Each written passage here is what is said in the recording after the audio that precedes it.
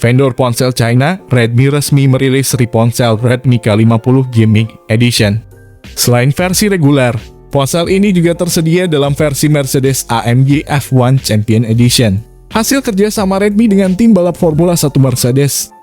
Keduanya memiliki spesifikasi yang identik dengan bodi berbahan AG glass dan bingkai berbahan logam. Perbedaannya hanya pada desain bodi serta konfigurasi RAM dan memori internal. Redmi K50 Gaming Edition tampil dengan desain yang terinspirasi dari mobil sport sehingga bodinya dibuat ramping. Punggung ponsel dihias dengan desain yang membentuk huruf X. Modul kameranya yang berbentuk persegi panjang juga dirancang memiliki desain yang seolah membentuk huruf X. Sementara itu Redmi K50 Mercedes-AMG F1 Champion Edition hadir dengan nuansa warna abu dihiasi lampu LED berwarna cyan, warna khas tim Mercedes-AMG Petronas. Seandainya Redmi K50 Gaming Edition kolaborasi dengan Pertamina pasti bakal viral di Indonesia.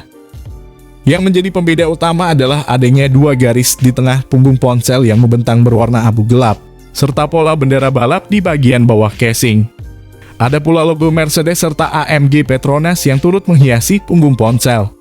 Sebagai ponsel gaming, Redmi K50 dilengkapi dua tombol trigger di sisi kanan ponsel. Sehingga saat dipakai bermain game secara landscape, tombol trigger akan berada di sisi atas kanan kiri menjadikan layaknya gamepad. Redmi K50 Gaming Edition juga melanjutkan Redmi K40 Gaming Edition yang disempurnakan dari desain kunci bahu fisik yang sangat terkenal, menggunakan desain mengambang magnetik yang saat tidak bermain game dapat disembunyikan. Jika masuk pasar global smartphone, Redmi K50 Gaming Edition akan diberi nama Poco F4 GT. Sama seperti Poco F3 GT yang mempunyai nama Redmi K40 Gaming di China. Oke, mungkin gak usah banyak bacot, karena saya tahu kalian pasti pengen tahu langsung ke spesifikasinya. Berikut ini adalah spesifikasi dan harga lengkap dari Poco F4 GT C Flagship Killer. Dua hal yang bisa ditonjolkan oleh Xiaomi pada Poco F4 GT ialah aspek desain dan kameranya guys. Perlu kalian ingat guys dari segi desain. Smartphone ini mengemas desain tipikal smartphone gaming dengan layar datar dan sensor sidik jari di samping bodi. Andai saja HP ini sudah punya fingerprint di dalam layar, pasti HP ini akan semakin sempurna. Desain Poco F4 GT sedikit lebih mirip dengan Poco F3 GT. Tompel di bagian tengah, atau disebut dot display, dengan bezel layar yang lumayan tipis dan punch hole kecil untuk kamera depan di atas bagian tengah. Sedangkan kamera belakangnya mengadopsi desain yang bisa menyala dengan logo petir masih sama seperti pendahulunya Poco F3 GT. Bagian depan juga sudah diproteksi Gorilla Glass Victus, tersedia dalam warna abu-abu dan biru. Yang sangat kami terpicut di sini adalah warna birunya sangat bagus sekali, berbeda di versi sebelumnya tidak punya warna seperti ini. Bagian layar ini adalah salah satu nilai jual utama Poco F4 GT. Layar 6,67 inch-nya sangat terang, diklaim mencapai 1300 nits. Warna yang ditampilkan menawan dan perlu diingat guys, HP ini sudah mengusung panel Super AMOLED yang punya refresh rate 120 Hz. Alhasil animasi yang ditampilkan di layar terasa sangat mulus. Selain menghasilkan warna-warna yang menawan, layar ini juga sangat responsif untuk bermain game. Performa adalah bagian yang jadi jualan utama Poco F4 GT, bagaimana performa Snapdragon 8 Gen 1 yang jadi otak HP ini. Seperti yang gembar-gemborkan, performa dari smartphone ini sangat kencang, skor Antutunya pun mentok sampai 1 juta, tapi masih tidak bisa mengalahkan chipset Dimensity terbaru. Menurut reviewer, gadget luar negeri, performa Snapdragon 8 Gen 1 masih kalah dengan Dimensity 9000. Bisa dibilang ini adalah chip Qualcomm yang terkencang pertama, atau kita bisa bilang tier paling atas. Walaupun begitu, chipset ini masih kalah dengan chipset Dimensity dan kabarnya juga kalah dengan Exynos 2200. Sementara di penggunaan sehari-hari dan juga saat dipakai bermain game berat, hampir tak terasa perbedaannya. Main game kekinian pun terasa ringan berkat chipset Snapdragon 8 Gen 1 ini. Bahkan jaringan 5G pun juga didukung oleh chip ini, meski saat ini memang belum ada jaringan 5G yang tersedia di Indonesia. Performanya ini juga didukung penggunaan chip storage yang kencang, yaitu UFS 3.1 dengan internal 128 dan 256 GB. Sementara untuk memori RAM-nya berjenis LPDDR5 dengan kapasitas RAM 8 dan 12 GB, yang menurut kami RAM smartphone ini lebih dari cukup. Hanya saja belum ada slot kartu SD yang sebenarnya berperan penting sebagai pendukung ekspansi terhadap kebutuhan ruang penyimpanannya. Sayangnya nih guys, kamera memang bukan salah satu sektor yang ditonjolkan di HP Poco, begitu juga di Poco F4 GT.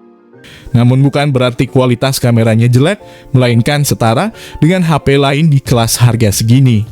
Masing-masing lensa memiliki kekuatan sensor kamera utama 64 megapiksel, ultra wide 8 megapiksel, dan kamera makro 2 megapiksel. HP mahal top masih ada lensa makro, menurut saya pribadi kamera makro hanya gimmick semata aja. Apalagi kamera pada HP Poco F4 GT ini telah disokong oleh kemampuan 8K. Sebagai salah satu kemampuan perekaman videonya dengan fitur GyroIS untuk mendukung akses stabilizer ketika sedang membidik atau merekam video. Sayangnya di HP mahal Poco ini tidak punya fitur kestabilan OIS sehingga ketika merekam video bisa mengalami guncangan yang menurut kami sangat mengganggu sekali. Di samping itu, tak lupa pula bahwa kamera dari Poco F4 GT ini juga turut menyertakan satu kamera depan. Kamera depan ini memiliki kemampuan resolusi 20 megapiksel. Yang tentunya sangat ampuh dan cocok dalam menjamin kebutuhan foto selfie yang hasilnya begitu memuaskan. Untuk kamera selfie ini, kami rasa cukup standar aja guys, karena HP ini merupakan fokus ke gaming, jadi sektor kamera kami anggap biasa aja.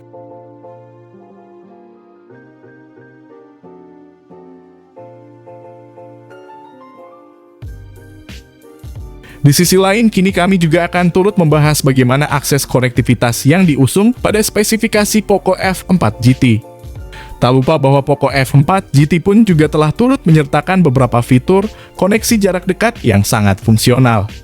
Seperti Bluetooth 5.2, koneksi NFC, trigger gaming, pendingin liquid cooling, infrared blaster, 4 speaker stereo yang dipasang di ponsel ini, USB Type-C, dan USB Only Go. Di sisi lainnya yang disayangkan bahwa Poco F4 GT belum disokong oleh fitur-fitur pendukung yang umumnya disematkan pada HP keluaran lama, seperti lubang audio jack 3,5 mm. Kemudian menginjak pada bagian lain, kini waktunya kami membahas sektor baterai yang diusung oleh spesifikasi Poco F4 GT. Baterai pada Poco F4 GT ini telah disokong oleh kapasitas daya sebesar 4700 mAh pengisian daya cepat 120 Watt.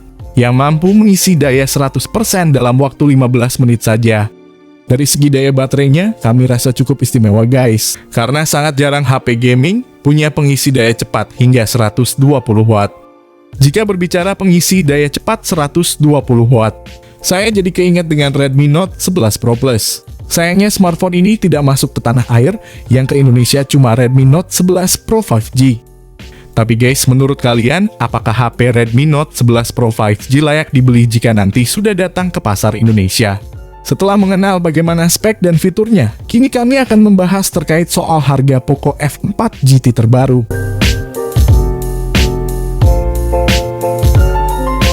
Berbicara tanggal rilis ke Indonesia, belum ada tanda-tanda kapan smartphone ini akan dirilis ke Indonesia. Tapi menurut yang sudah-sudah, smartphone ini selalu datang ke negara India terlebih dahulu. Jika kalian bertanya tentang smartphone ini, silakan kalian bisa komen di kolom komentar ini. Kami usahakan akan membalas komentar kalian. Oke, di sini kami pamit. Sampai berjumpa lagi di lain kesempatan.